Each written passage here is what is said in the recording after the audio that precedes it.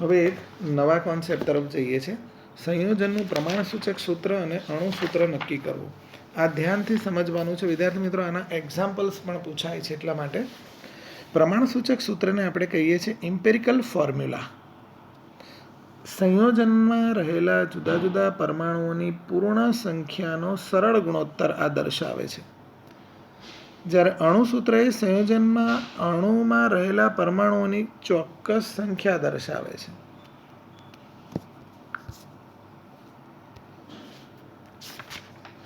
જો સંયોજનમાં રહેલા જુદા જુદા તત્વોની દળથી ટકાવારી જાણતા હોય તો એનું પ્રમાણસૂચક સૂત્ર નક્કી થઈ શકે.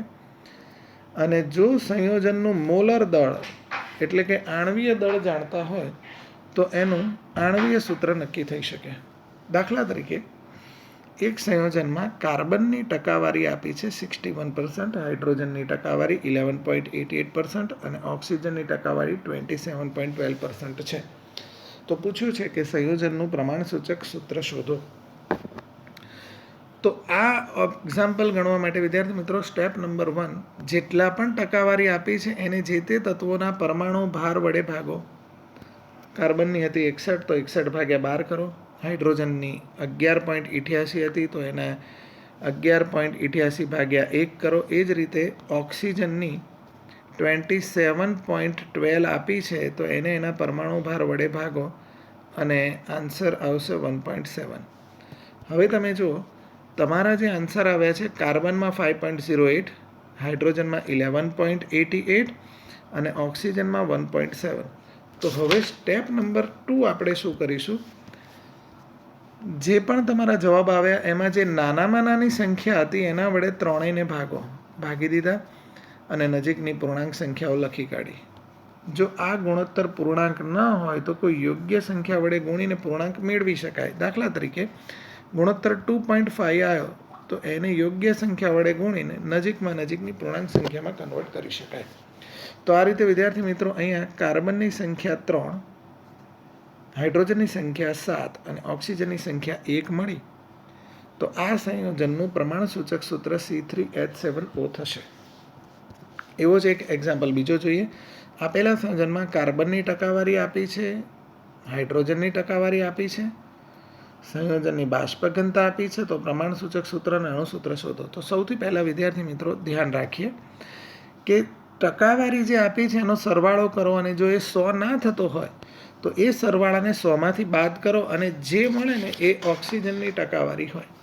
દાખલા તરીકે અહીંયા કાર્બન અને હાઇડ્રોજનની ટકાવારીનો સરવાળો કર્યો તો એ 100 નથી થતી, તો પછી એને 100માંથી બાદ કરો અને જે ટકાવારી આવશે એ ઓક્સિજનની ટકાવારી ગણાશે. હવે જોઈએ આપેલી ટકાવારીને જે તે પરમાણુ ભાર વડે ભાગવાના છે. આ આન્સર આવ્યો એમાં જે નાનામાં નાની સંખ્યા છે એના વડે દરેકને ભાગવાના છે. જે પણ જવાબ આવશે એનો નજીકનો પૂર્ણાંક લેવાનો છે એટલે આપણને પ્રમાણસૂચક સૂત્ર મળી ગયું. એમાં રહેલા પરમાણુઓના પરમાણુ ભારોનો સરવાળો કરશો તો પ્રમાણસૂચક સૂત્રભાર આ રીતે મેળવી શકશો. હવે તમને બાષ્પ ઘનતા આપી છે 44. એક ફોર્મ્યુલા યાદ રાખો વિદ્યાર્થી મિત્રો, બાષ્પ ઘનતા ગુણ્યા 2 એટલે આણ્વીય દળ થાય. તો એનું આણ્વીય દળ 88 થયું. એક બીજી ફોર્મ્યુલા બી યાદ રાખો કે આણ્વીય દળ = n ગુણ્યા પ્રમાણસૂચક સૂત્ર દળ. હમણાં આપણે પ્રમાણસૂચક સૂત્ર દળ 44 શોધ્યું, આણ્વીય દળ 88 શોધ્યું, તો n = 2 મળશે.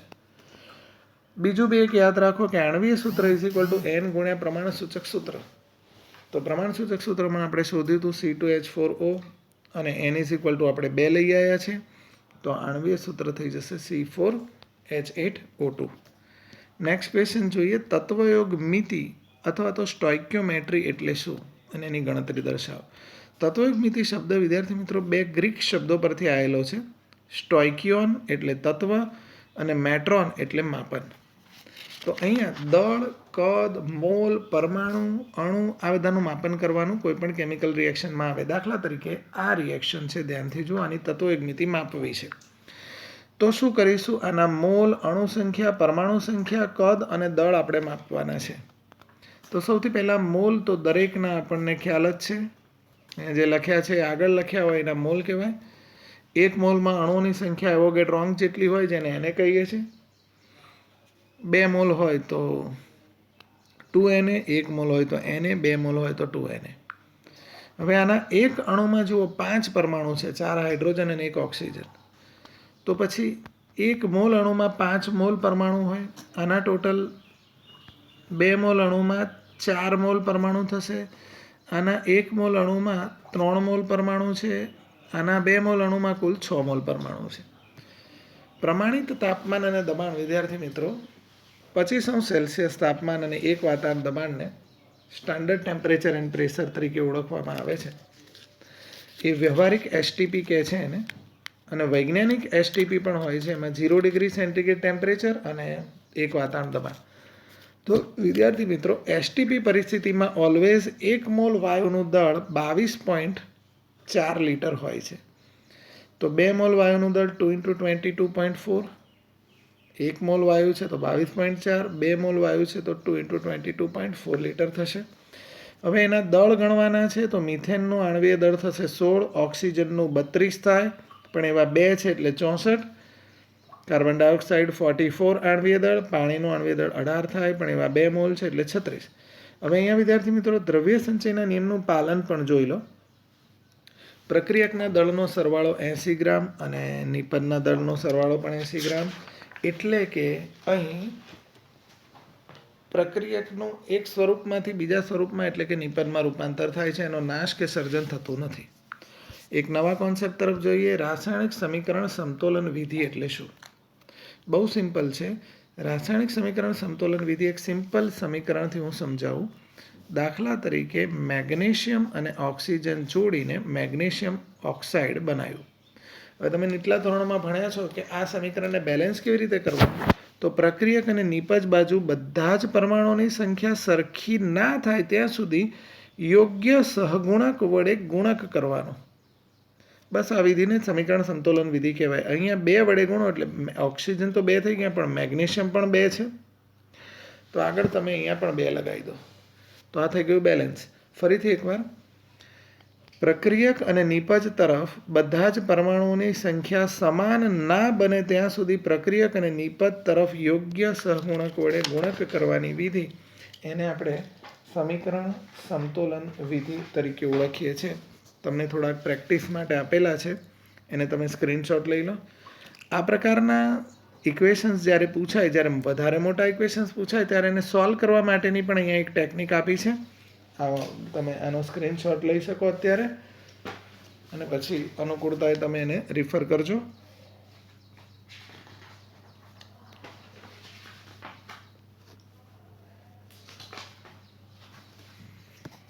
તો નેક્સ્ટ કોન્સેપ્ટ તરફ જોઈએ. દ્રાવણોમાં થતી પ્રક્રિયાઓની તત્વયોગમિતિ સમજાવો.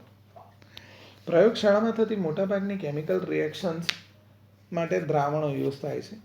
આ દ્રાવણોમાં જે દ્રવ્યનો જથ્થો રહેલો છે એનું પ્રમાણ એટલે કે દ્રાવણમાં દ્રાવ્યતા એટલે કે સાંદ્રતા માપવા માટે કેટલીક રીતો વપરાય છે. એમાંની એક છે નોર્માલિટી, મોલારિટી, મોલ અંશ, મોલાલિટી વગેરે. સૌથી પહેલાં જોઈએ નોર્માલિટી. એને ગ્રામ તુલ્યતા અથવા સપ્રમાણતા કહે છે. કેપિટલ N થી ઓળખાય છે. વિદ્યાર્થી મિત્રો ધ્યાનથી સમજજો, આ 12થમાં પણ ઉપયોગી છે. 1 લીટર જલીય દ્રાવણ લઈએ છીએ અને એમાં કોઈ પણ પદાર્થના તુલ્યભાર જેટલું દળ એક વખત નાખીએ છીએ તો બનતું દ્રાવણ 1 નોર્મલ કહેવાય અને આવા દ્રાવણની નોર્માલિટી 1 કહેવાય. ફરીથી એકવાર 1 લીટર જલીય દ્રાવણમાં પદાર્થના તુલ્યભાર જેટલું દળ એક વખત નાખવાનું છે તો બનતા દ્રાવણની નોર્માલિટી 1 કહેવાય. હવે આપણો પ્રશ્ન છે આ તુલ્યભાર એટલે શું? તો ધ્યાન રાખો, તુલ્યભાર ડિટેલ આપણે સમજીએ છીએ પણ એ પહેલાં નોર્માલિટીની ફોર્મ્યુલા જોઈ લઈએ. 1000 ગુણ્યા દ્રાવ્યનું દળ અપોન દ્રાવ્યનો તુલ્યભાર ગુણ્યા દ્રાવણનું કદ mlમાં. જો અહીંયા mlની જગ્યાએ લીટરમાં લેશો તો ઉપર 1000 ગુણવાના નથી એટલે આ ફોર્મ્યુલા થશે. ફરીથી એકવાર ફોર્મ્યુલાનો સ્ક્રીનશોટ લઈ શકો. હવે ધ્યાનથી સમજો તુલ્યભાર એટલે શું. આ ટેક્સ્ટબુકમાં જે તુલ્યભાર શબ્દ આપ્યો છે એને ડિટેલિંગ અહીંયા સમજાવ્યું છે. ધ્યાનથી જોઈ લો. એસિડ માટે તુલ્યભાર એટલે એનો અણુભાર ભાગ્યા બેઝિકતા. બેઝ માટે તુલ્યભાર એટલે એનો અણુભાર ભાગ્યા એસિડિકતા.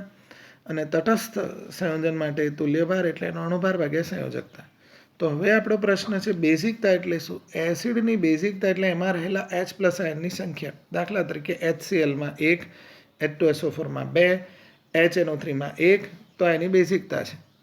બેઝની એસિડિકતા એટલે એમાં રહેલા OH માઇનસ આયનની સંખ્યા, અને તટસ્થ સંયોજનની સંયોજકતા એટલે એમાં રહેલા ધન અને ઋણ આયનોની ધનભાર અને ઋણભારની સંખ્યા. બેઝિકતાને હજી થોડીક વધારે સમજીએ. એસિડમાં રહેલા H પ્લસની સંખ્યાને એની બેઝિકતા કહેવાય. ફોસ્ફોરિક એસિડ તો એમાં 3 H છે તો 3 થવી જોઈએ બેઝિકતા. ફોસ્ફરસ એસિડ એમાં 3 H છે તો 3 થવી જોઈએ, પણ અત્યારે વિદ્યાર્થી મિત્રો યાદ રાખો આ અપવાદરૂપ કેસમાં 12થમાં એની ડિટેલ આવશે. અપવાદરૂપ કેસમાં એની બેઝિકતા 2 છે.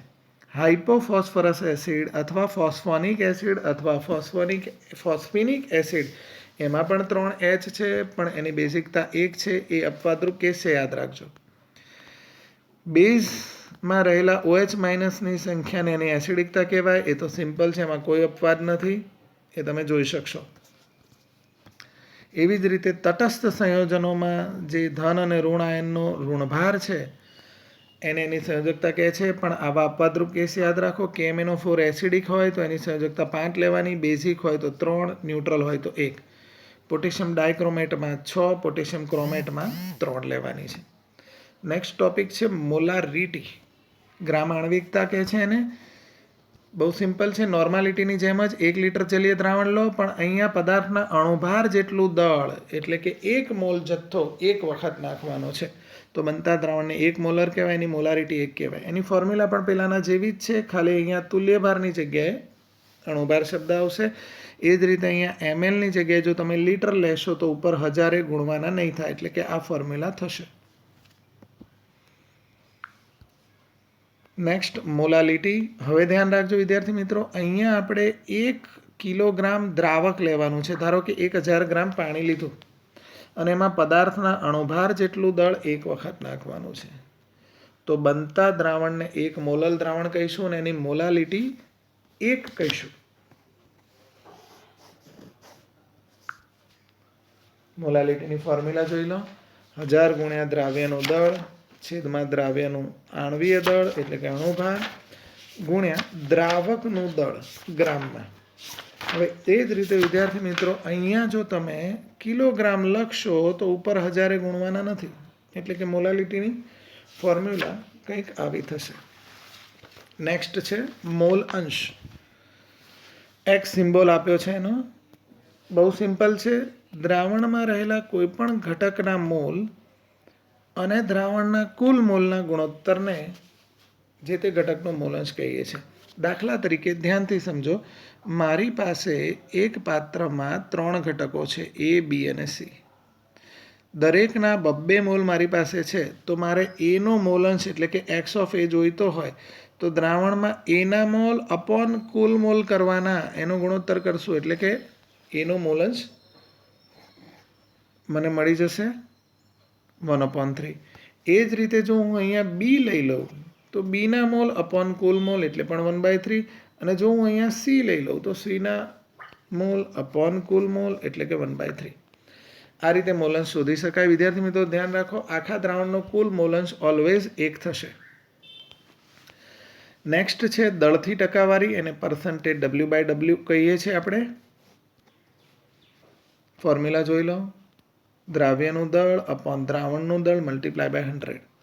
વ્યાખ્યા એની જોઈ લો. 100 ગ્રામ દ્રાવણમાં ઓગળેલો દ્રાવ્યનો જથ્થો એને આપણે પર્સન્ટેજ W/W કહીએ છીએ.